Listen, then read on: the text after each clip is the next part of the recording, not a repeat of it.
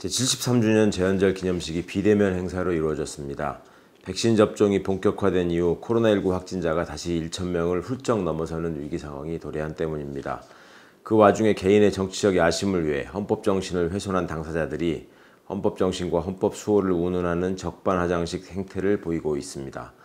헌법기관과 공소기관의 책임자에게 헌법과 법률이 임기를 정한 것은 수없이 많은 굴종과 그 굴종에서 벗어나려는 숱한 노력이 성취한 헌법적 성과이자 명령에 해당합니다.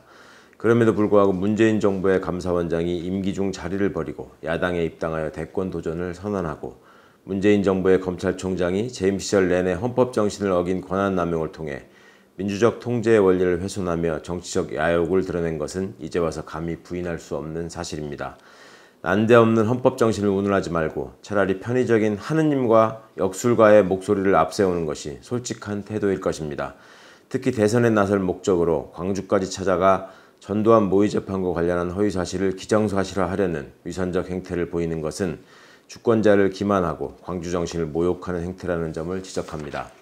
아울러 감사원장의 위치에 있으면서 총선을 눈앞에 두고 원정 관련 감사 결과 발표를 무리하게 독촉한 사실, 거듭 소원하여 이루어진 대통령 대면 업무 보고 시 기초적인 질문에 단 한 번도 제대로 답변하지 못할 정도로 준비와 실력이 부족했던 사실에 대하여 솔직하게 진실 여부를 밝혀주기 바랍니다. 두 사람 모두 부디 헌정사를 더럽힌 자신들의 과오를 자성하고 자중하기를 바랍니다. 좋은 말을 갖다 붙여가며 본인의 정치적 이득을 도모하는 데에도 최소한의 금도는 지켜져야 하는 법이기 때문입니다. 지난 14일에는 법무부 대검찰청 합동감찰 결과가 발표되었습니다.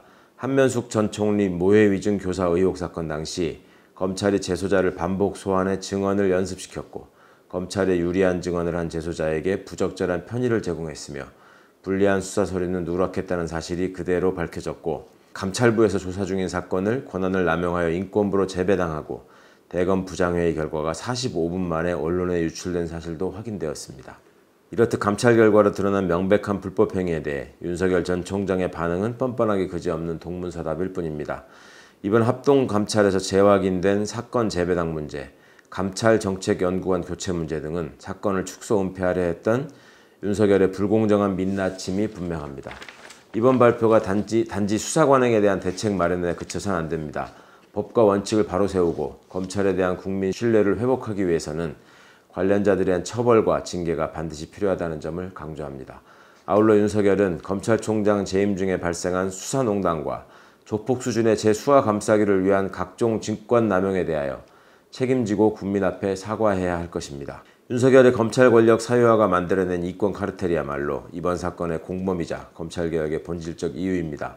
멈춤 없는 검찰개혁으로 검찰의 정치화, 검찰 권력의 사유화를 끊어내고 업무 수행의 공정성을 되찾을 수 있도록 해야 할 것입니다. 가짜 수산업자 게이트는 단순한 사기나 로비 사건을 넘어 검찰과 언론, 학계가 얽힌 더러운 기득권 카르텔 의혹으로 속속 드러나고 있습니다. 아울러 이동훈이 금품수수 사실로 입건된 사실을 알고도 캠프 대변인이라며 한 배를 탔던 윤석열의 정치공작 주장은 실소를 금치 못할 일입니다. 단순한 수산업자의 로비 사건을 넘어 유착과 비리의 행태와 범위가 어디까지인지 명명백백히 밝혀야 할 것입니다.